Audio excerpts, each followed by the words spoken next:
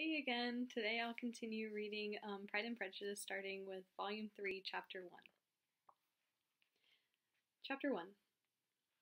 Elizabeth, as they drove along, watched for the first appearance of Pemberley Woods with some perturbation, and when at length they turned in at the lodge, her spirits were in a high flutter. Their park was very large and contained great variety of ground. They entered it in one of its lowest points and drove for some time through a beautiful wood, stretching over a wide extent. Elizabeth's mind was too full for conversation, but she saw and admired every remarkable spot and point of view. They gradually ascended for half a mile, and then found themselves at the top of a considerable eminence, where the wood ceased, and the eye was instantly caught by Pemberley House, situated on the opposite side of a valley, into which the road with some abruptness wound. It was a large, handsome stone building, standing well on rising ground, and backed by a ridge of high woody hills. And in front, a stream of some natural importance swelled into greater, but without any artificial appearance. Its banks were neither formal nor falsely adorned. Elizabeth was delighted. She had never seen a place for which nature had done more, or where natural beauty had been so little counteracted by an awkward taste. They were all of them warm in their admiration, and at that moment she felt that to be mistress of Pemberley might be something. They descended the hill, crossed the bridge, and drove to the door, and while examining the near aspect of the house, all her apprehensions of meeting its owner returned. She dreaded lest the chambermaid had been mistaken. On applying to see the place, they were admitted into the hall, and Elizabeth, as they waited for the housekeeper, had leisure to wonder at her being where she was. The housekeeper came, a respectable-looking elderly woman, much less fine and more civil than she had any notion of finding her. They followed her into the dining parlor. It was a large, well-proportioned room, handsomely fitted up. Elizabeth, after slightly surveying it, went to a window to enjoy its prospect. The hill, crowned with wood, from which they had descended, receiving increased abruptness from the distance, was a beautiful object. Every disposition of the ground was good, and she looked on the whole scene, the river, the trees scattered on its banks, and the winding of the valley, as far as she could trace it, with delight. As they passed into other rooms, these objects were taking different positions, but from every window there were beauties to be seen. The rooms were lofty and handsome, and their furniture suitable to the fortune of their proprietor, but Elizabeth saw, with admiration of his taste, that it was neither gaudy nor uselessly fine, with less of splendor and more of real elegance than the furniture of Rosings. And of this place, thought she, I might have been mistress. With these rooms I might now have been familiarly acquainted. Instead of viewing them as a stranger, I might have rejoiced in them as my own, and welcomed to them as visitors my uncle and aunt. But no, recollecting herself, that could never be. My uncle and aunt would have been lost to me. I should not have been allowed to invite them. This was a lucky recollection. It saved her from something like regret.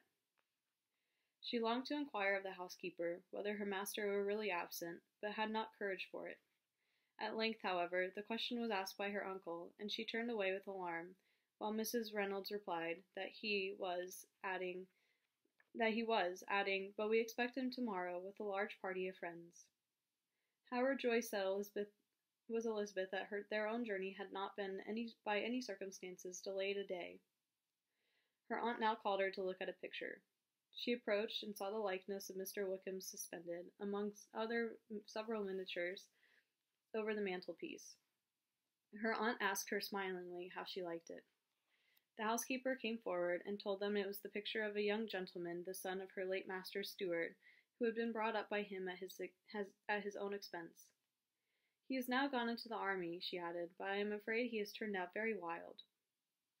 Mrs. Gardiner looked at her niece with a smile, but Elizabeth could not return it.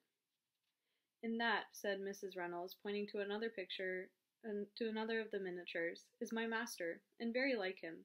It was drawn at the same time as the other, about 8 years ago. I have heard much of your master's fine person, said Mrs. Gardiner, looking at the picture. It is a handsome face. But, Lizzie, you can tell us whether it is like or not. Mrs. Reynolds' respect for Elizabeth seemed to increase on this intimation of her knowing her master. Does that young lady know Mr. Darcy? Elizabeth colored and said, a little. And do you not think him a very handsome gentleman, ma'am? Yes, very handsome. I am sure I know none so handsome, but in the gallery upstairs you will see a finer, larger picture of him than this. This room was my late master's favorite room, and these miniatures are just as they used to be then. He was very fond of them. This accounted to Elizabeth for Mr. Wickham's being among them. Mrs. Reynolds then directed their attention to one of Miss Darcy, drawn when she was only 8 years old. And is Miss Darcy as handsome as her brother? Said Mr. Gardiner. Oh, yes, she is the handsomest young lady that was ever seen, and so accomplished. She plays and sings all day long. In the next room is a new instrument just come down for her, a present from my master. She comes here tomorrow with him. Mr. Gardiner, whose manners were easy and pleasant, encouraged her communicativeness by his questions and remarks. Mrs. Reynolds, either from pride or attachment, had evidently great pleasure in talking of her master and his sister. Is your master much at Pemberley in the course of the year? Not so much as I could wish, sir, but I dare say he may spend half his time here, and Miss Darcy is always down for the summer months. Except, thought Elizabeth, when he goes to Ramsgate. If your sister would marry, you might see more of him. If your master would marry, you might see more of him. Yes, sir, but I do not know when that will be. I do not know who's good enough for him. Mr. and Mrs. Gardiner smiled. Elizabeth could not help saying, It is very much to his credit, I am sure, that you should think so. I say no more than the truth, and what everybody will say that knows him, replied the other. Elizabeth thought that this was going pretty far, and she listened with increasing astonishment as the housekeeper added, I had never had a cross word from him in my life, and I have known him ever since he was 4 years old. This was praise, of all others most extraordinary, most opposite to her ideas. That he was not a good-tempered man had been her firmest opinion. Her keenest attention was awakened, she longed to hear more, and was grateful to her uncle for saying, There are very few people of whom so much can be said. You are lucky in having such a master. Yes, sir, I know I am. If I was to go through the world, I could not meet with a better. But I have always observed that they who are good-natured when children are good-natured when they grow up, and he was always the sweetest-tempered, most generous-hearted boy in the world. Elizabeth almost stared at her. Can this be Mr. Darcy? Thought she. His father was an excellent man, said Mrs. Gardiner. Yes, ma'am, that he was indeed, and his son will be just like him, just as affable to the poor. Elizabeth listened, wondered, doubted, and was impatient for more. Mrs. Reynolds could interest her on no other point. She related the subjects of the pictures, the dimensions of the rooms, and the price of the furniture, in vain.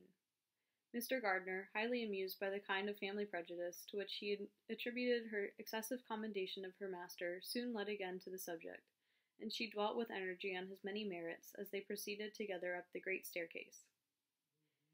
He is the best landlord and the best master, said she, that ever lived. Not like the wild young men nowadays who think of nothing but themselves. There is not one of his tenants or servants but what will give him a good name. Some people call him proud, but I am sure I never saw anything of it. To my fancy, it is only because he does not rattle away like other young men. In what an amiable light does this place him, thought Elizabeth. This fine account of him, whispered her aunt as they walked, is not quite consistent with his behavior to our poor friend. Perhaps we might be deceived. That is not very likely. Our authority was too good. On reaching the spacious lobby above, they were shewn into a very pretty sitting room, lately fitted up with greater elegance and lightness than the apartments below, and were informed that it was but just done to give pleasure to Miss Darcy, who had taken a liking to the room when last at Pemberley. He is certainly a good brother, said Elizabeth as she walked towards one of the windows. Mrs. Reynolds anticipated Miss Darcy's delight when she should enter the room. And this is always the way with him, she added. Whatever can give his sister any pleasure is sure to be done in a moment. There is nothing he would not do for her. The picture gallery, and 2 or 3 of the principal bedrooms, were all that remained to be shown. In the former were many good paintings, but Elizabeth knew nothing of the art, and from such had been already visible below, she had willingly returned to look at some of the drawings of Miss Darcy's, in crayons, whose subjects were usually more interesting, and also more intelligible. In the gallery there were many family portraits, but could have little to fix the attention of a stranger. Elizabeth walked on in quest of the only face whose features would be known to her. At last it arrested her, she beheld a striking resemblance of Mr. Darcy, with such a smile over the face as she remembered to have sometimes seen when he looked at her. She stood several minutes before the picture in earnest contemplation, and returned to it again before they quitted the gallery. Mrs. Reynolds informed them that it had been taken in his father's lifetime.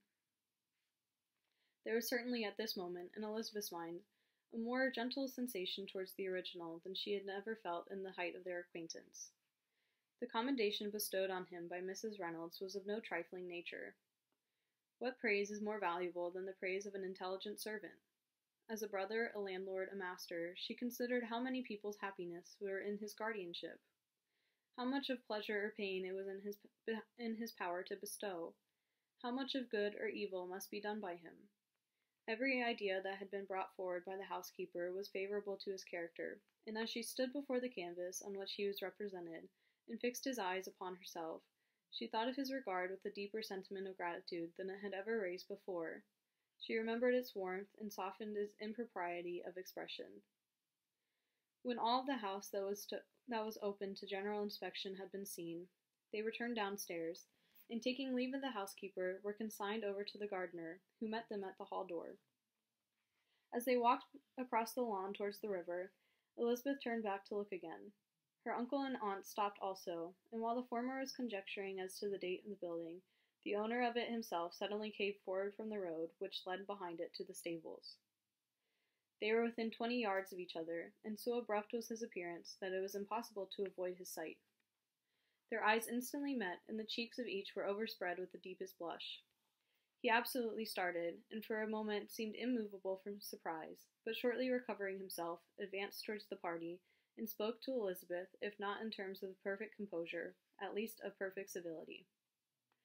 She had instinctively turned away, but, stopping on his approach, received his compliments with an embarrassment impossible to be overcome. Had his first appearance, or his resemblance to the picture they had just been examining, been insufficient to assure the other two that they now saw Mr. Darcy, the gardener's expression of surprise on beholding his master must immediately have told it. They stood a little aloof while he was talking to their niece, who, astonished and confused, scarcely dared lift her eyes to his face, and knew not what answer she returned to his civil inquiries after her family. Amazed at the alteration in his manner since they last parted, every sentence that he uttered was increasing her embarrassment, and every idea of the impropriety of her being found there, recurring to her mind, the few minutes in which they continued together, were some of the most uncomfortable of her life.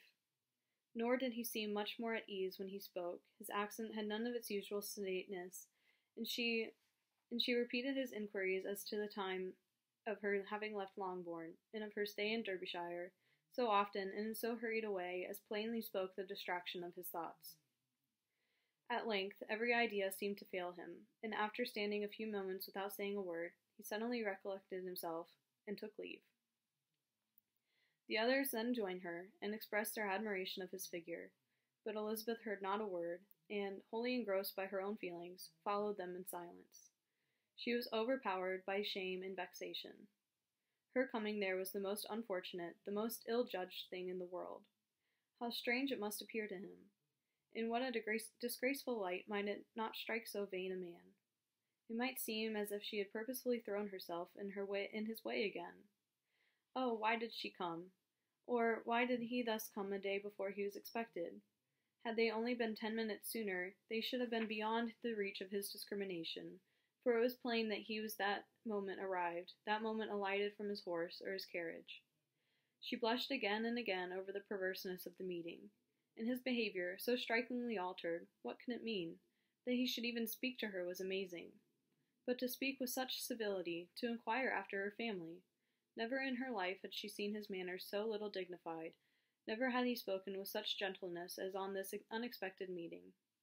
What a contrast did it offer to his last address in Rosings Park, when he put his letter into her hand. She knew not what to think, nor how to account for it.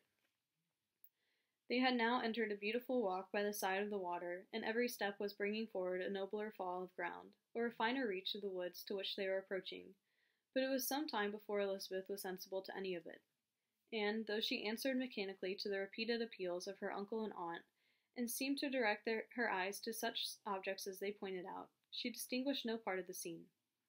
Her thoughts were all fixed on that one spot of Pemberley House, whichever it might be, where Mr. Darcy then was. She longed to know what at that moment was passing in his mind, in what manner he thought of her, and whether, in defiance of everything, she was still dear to him.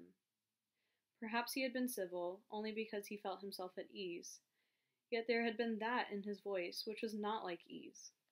Whether he had felt more of pain or of pleasure in seeing her, she could not tell, but he certainly had not seen her with composure. At length, however, the remarks of her companions on her absence of mind roused her, and she felt the necessity of appearing more like herself. They entered the woods, and bidding adieu to the river for a while, ascended some of the higher grounds, whence, in spots where the opening of the trees gave the eye power to wander, were many charming views of the valley, the opposite hills, with the long range of woods overspreading many, and occasionally part of the stream. Mr. Gardiner expressed a wish of going around the whole park, but feared it might be beyond a walk. With a triumphant smile, they were told that it was 10 miles round. It settled the matter, and they pursued the accustomed circuit, which brought them again, after some time, in a descent among hanging woods, to the edge of the water, in one of its narrowest parts. They crossed it by a simple bridge, in character with the general air of the scene. It was a spot less adorned than any they had yet visited, in the valley, here contracted into a glen, allowed room only for the stream, in a narrow walk amidst the rough coppice wood which bordered it. Elizabeth longed to explore its windings, but when they had crossed the bridge and perceived their distance from the house, Mrs. Gardiner, who was not a great walker, could go no farther, and thought only of returning to the carriage as quickly as possible. Her niece was therefore obliged to submit, and they took their way towards the house on the opposite side of the river, in the nearest direction, but their progress was slow, for Mr. Gardiner, though seldom able to indulge the taste, was very fond of fishing, and was so much engaged in watching the occasional appearance of some trout in the water, and talking to the man about them, that he advanced but little. Whilst wandering on in this slow manner, they were again surprised, and Elizabeth's astonishment was quite equal to what it had been at first, by the sight of Mr. Darcy approaching them, and at no great distance. The walk being here less sheltered than on the other side, allowed them to see him before they met.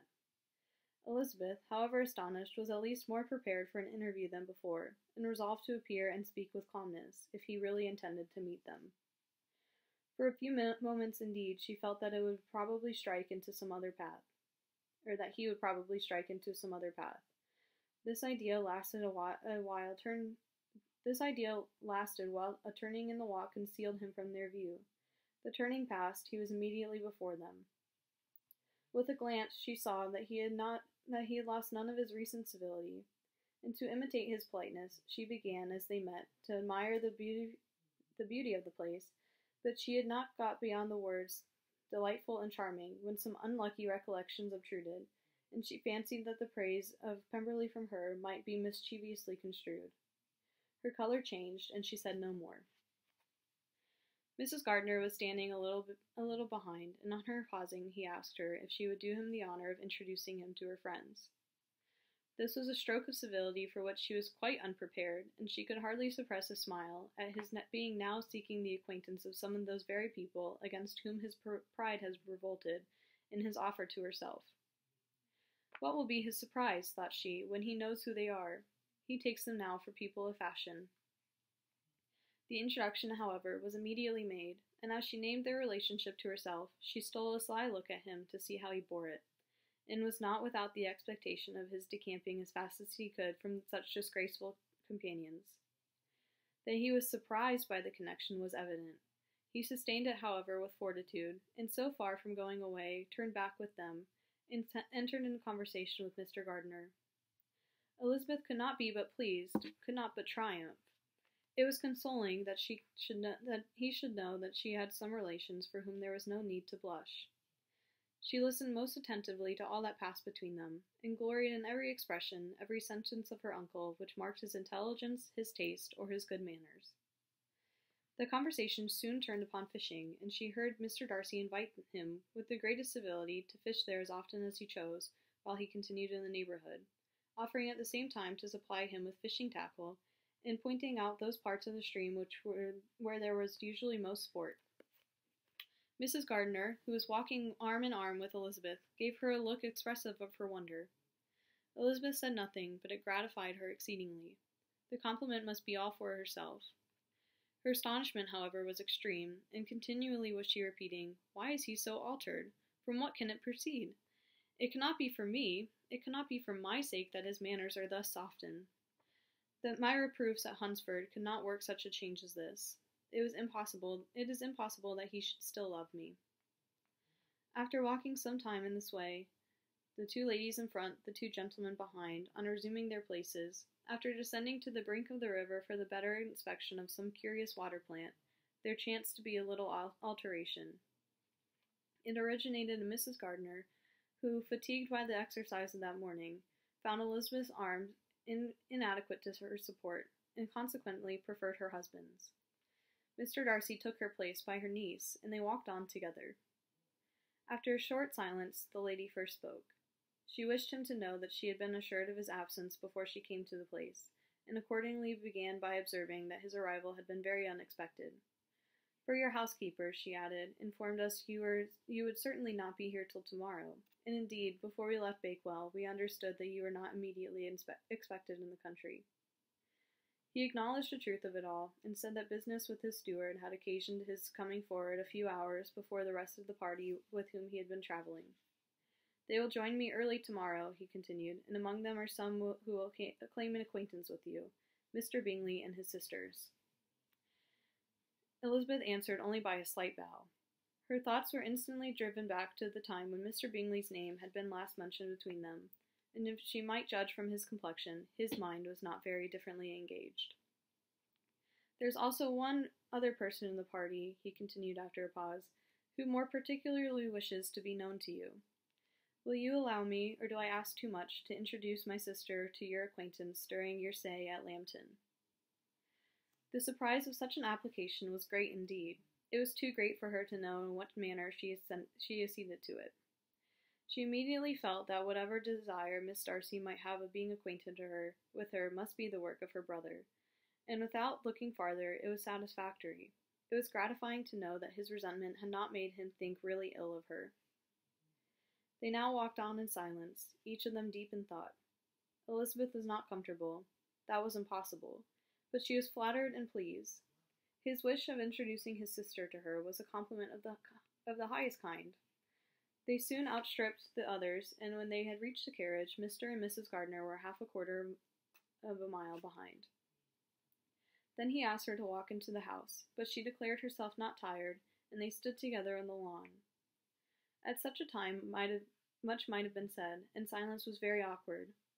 She wanted to talk, but there seemed an embargo on every subject. At last she recollected that she had been traveling, and yet they talked of Matlock and Dovedale with great perseverance. Yet time and her aunt moved slowly, and her patience and her ideas were nearly worn out before the tete-a-tete was over. On Mr. and Mrs. Gardiner's coming up, they were all pressed to go into the house and take some refreshment, but this was declined, and they parted on each side with the utmost politeness. Mr. Darcy handed the ladies into the carriage, and when it drove off, Elizabeth saw him walking slowly towards the house.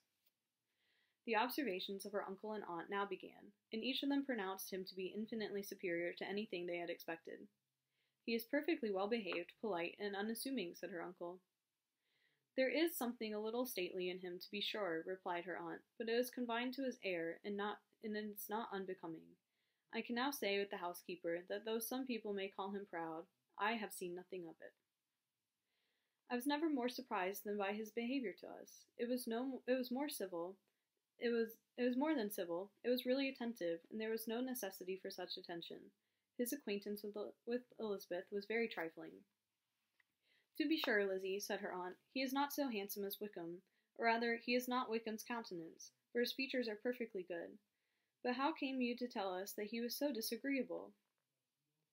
Elizabeth excused herself as well as she could, and said that she had liked him better when they had met in Kent than before, and that she had never seen him so pleasant as this morning. "But perhaps he may be a little whimsical in his civilities," replied her uncle. "Your great men often are, and therefore I shall not take him at his word about fishing, as he might change his mind another day and warn me off his grounds." Elizabeth felt that they had entirely mistaken his character, but said nothing. "From what we have seen of him," continued Mrs. Gardiner, "I really should not have thought that he could have behaved in so cruel a way by anybody as he has done by poor Wickham. He has not an ill-natured look.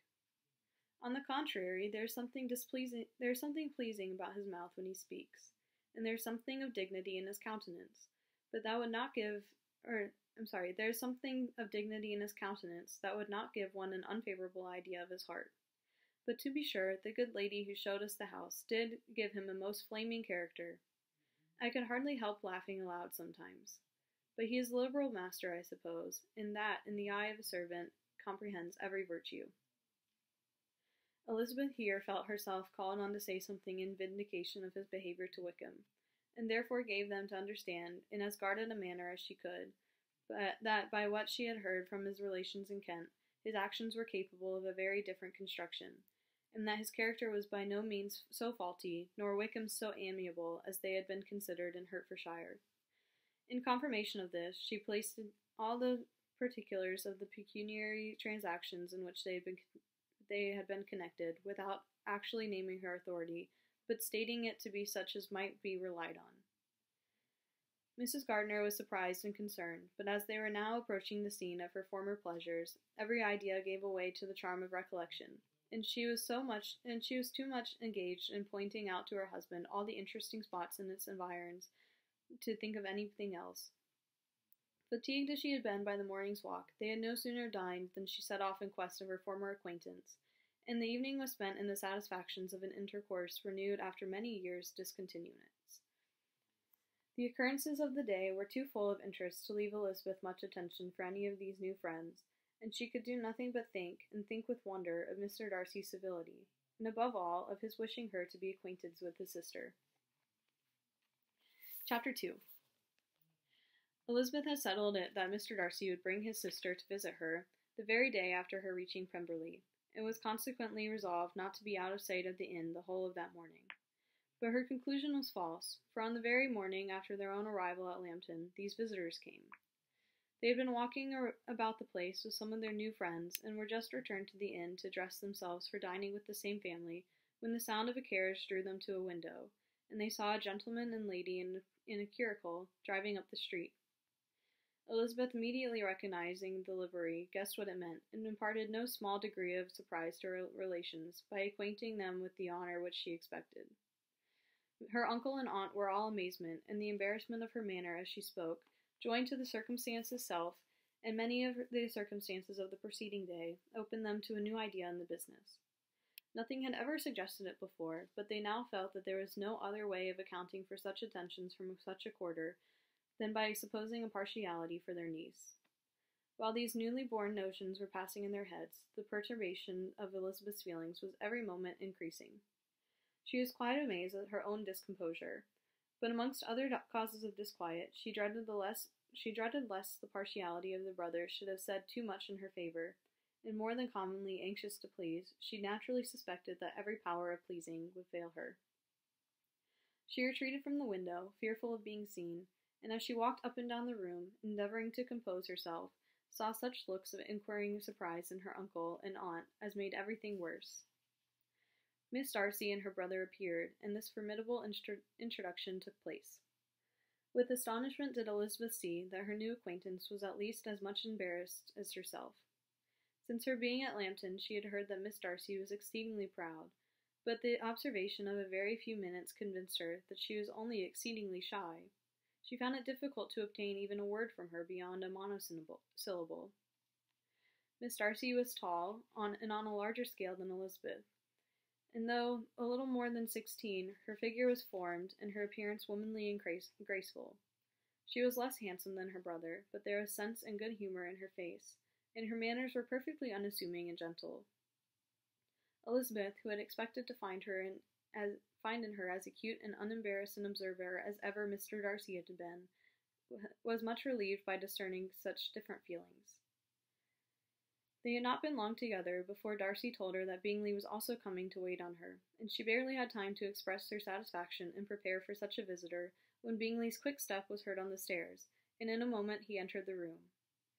All Elizabeth's anger against him had been long done away, but had she still felt any, it could hardly have stood its ground against the unaffected cordiality with which he expressed himself on seeing her again. He inquired in a friendly though general way after her family, and looked and spoke to the same good-humored ease that he had ever done. To Mr. and Mrs. Gardiner he was scarcely a less interesting personage than to herself. They had long wished to see him. The whole party stood before them, indeed, excited a lively attention. The suspicions which had just arisen of Mr. Darcy and their niece directed their observation towards each with an earnest though guarded inquiry, and they soon drew from those inquiries the full conviction that one of them at least knew what it was to love. Of the lady's sensations they remained a little in doubt, but that the gentleman was overflowing with admiration was evident enough. Elizabeth, on her side, had much to do. She wanted to ascertain the feelings of of each of her visitors. She wanted to compose her own, and to make herself agreeable to all. And in the latter object, where she feared most to fail, she was most sure of success, for those to whom she endeavored to give pleasure were prepossessed in her favor. Bingley was ready, Georgiana was eager, and Darcy determined to be pleased. In seeing Bingley, her thoughts naturally flew to her sister, and oh, how ardently did she long to know whether any of his were directed in a like manner. Sometimes she could fancy that he talked less than on former occasions, and once or twice pleased herself with the notion that as he looked at her he was trying to trace a resemblance. But though this might be imaginary, she could not be deceived as to his behavior to Miss Darcy, who had been set up as a rival of Jane. No look appeared on either side that spoke particular regard. Nothing occurred between them that could justify the hopes of his sister. On this point she was soon satisfied, and two or three little circumstances occurred ere they parted, which, in her anxious interpretation, denoted a recollection of Jane, not untinctured by tenderness, and a wish of saying more than that might lead to the mention of her, had he dared. He observed to her, at a moment when the others were talking together, and in a tone which had something of real regret, that it was a very long time since he had had the pleasure of seeing her, and before she could reply, he added, "It is above 8 months. We have not met since the 26th of November, when we were all dancing together at Netherfield." Elizabeth was pleased to find his memory so exact, and he afterwards took occasion to ask her, when unattended to by any of the rest, whether all her sisters were at Longbourn. There was not much in the question, nor in the preceding remark, but there was a look and a manner which gave them meaning. It was not often that she could turn her eyes on Mr. Darcy himself, but whenever she did catch a glimpse, she saw an expression of general complacence, and in all that he said, she heard an accent so far removed from hauteur or disdain of his companions, as convinced her that the improvement of manners which she had yesterday witnessed, however temporary its existence might prove, had at least outlived one day. When she saw him thus seeking the acquaintance and courting the good opinion of people with whom any intercourse a few months ago would have been a disgrace, when she saw him thus civil not only to herself but to the very relations whom he had openly disdained, and recollected their last lively scene in Hunsford Parsonage, the difference, the change was so great, and struck so forcibly on her mind, that she could hardly restrain her astonishment from being visible. Never, in the company of his dear friends at Netherfield, or his dignified relations at Rosings, had she seen him so desirous to please, so free from self-consequence, or unbending reserve as now, when no importance could result from the success of his endeavours, and when even the acquaintance of those to whom his attentions were addressed would draw down the ridicule and censure of the ladies of both Netherfield and Rosings. Their visitors stayed with them above half an hour, and when they arose to depart, Darcy called on his sister to join him in expressing their wish of seeing Mr. and Mrs. Gardiner and Miss Bennet to dinner at Pemberley before they left the country. Miss Darcy, though with a diffidence which marked her little in the habit of giving invitations, readily obeyed. Mrs. Gardiner looked at her niece, desirous of knowing how she, whom the invitation most concerned, felt disposed as to its acceptance. But Elizabeth had turned away her head. Presuming, however, that this studied avoidance spoke rather a momentary embarrassment than any dislike of the proposal, and seeing in her husband, who was fond of society, a perfect willingness to accept it, she ventured to engage for her attendance, and the day after next was fixed on. Bingley expressed great pleasure in the certainty of seeing Elizabeth again, having still a great deal to say to her, and many inquiries to make after all their Hertfordshire friends. Elizabeth, construing all this into a wish of hearing her speak of her sister, was pleased, and on this account, as well as some others, found herself, when their visitors left them, capable of considering the last half hour with some satisfaction, though while it was passing, the enjoyment of it had been little. Eager to be alone, and fearful of inquiries or hints from her uncle and aunt, she stayed with them only long enough to hear their favorable opinion of Bingley, then hurried away to dress.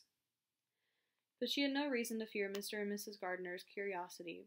It was not their wish to force her communication. It was evident that she was much better acquainted with Mr. Darcy than they had before any idea of. It was evident that he was very much in love with her. They saw much to interest, but nothing to justify inquiry. Of Mr. Darcy it was now a matter of anxiety to think well, and, as far as their acquaintance reached, there was no fault to find. They could not be untouched by his politeness, and had they drawn his character from their own feelings and his servant's report, without any reference to any other account, the circle in Hertfordshire to which he was known would not have recognized it for Mr. Darcy. There was now an interest, however, in believing the housekeeper, and they soon became sensible that the authority of a servant who had known him since he was 4 years old, and whose own manners indicated respectability, was not to be hastily rejected. Neither had anything occurred in the intelligence of their Lambton friends that could materially lessen its weight. They had nothing to accuse him of but pride. Pride he probably had, and if not, it would certainly be imputed by the inhabitants of a small market town, where the family did not visit. It was acknowledged, however, that he was a liberal man, and did much good among the poor. With respect to Wickham, the travellers soon found that he was not held there in much estimation, for though the chief of his concerns with the son of his patron were imperfectly understood, it was yet a well-known fact that, on his quitting Derbyshire, he had left many debts behind him, which Mr. Darcy afterwards discharged. As for Elizabeth, her thoughts were at Pemberley this evening more than the last, and the evening, though as it passed it seemed long, was not long enough to determine her feelings towards one in that mansion, and she lay awake 2 whole hours, endeavoring to make them out. She certainly did not hate him. No, hatred had vanished long ago, and she had almost as long been ashamed of ever feeling a dislike against him that could be so called. The respect created by the conviction of his valuable qualities, though at first unwillingly admitted, had for some time ceased to be repugnant to her feelings, and it was now heightened into somewhat of a friendlier nature by the testimony so highly in his favor, in bringing forward his disposition in so amiable a light which yesterday had produced. But above all, above respect and esteem, there was a motive within her of goodwill which could not be overlooked. It was gratitude. Gratitude, not merely for having once loved her, but for loving her still well enough to forgive all the petulance and acrimony of her manner in rejecting him, and all the unjust accusations accompanying her rejection. He who she had been persuaded would avoid her as his greatest enemy, seemed, on this accidental meeting, most eager to preserve the acquaintance, and without any indelicate display of regard, or any peculiarity of manner, where their 2 selves were only concerned, was soliciting the good opinion of her friends, and bent on making her known to his sister. Such a change in a man of so much pride excited not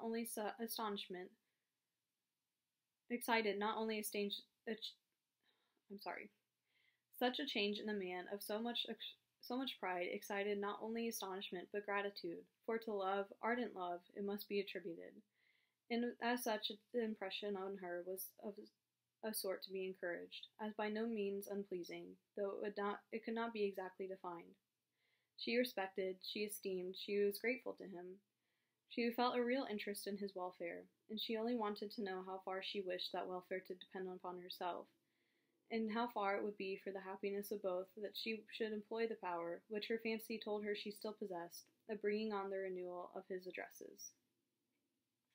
It had been settled in the evening between the aunt and niece that such a striking civility as Mrs. Darcy's, in coming to see them on the very day of her arrival at Pemberley, for she had reached it only to a late breakfast, ought to be imitated, though it could not be equalled, by some exertion of politeness on their side, and consequently that it would be highly expedient to wait on her at Pemberley the following morning.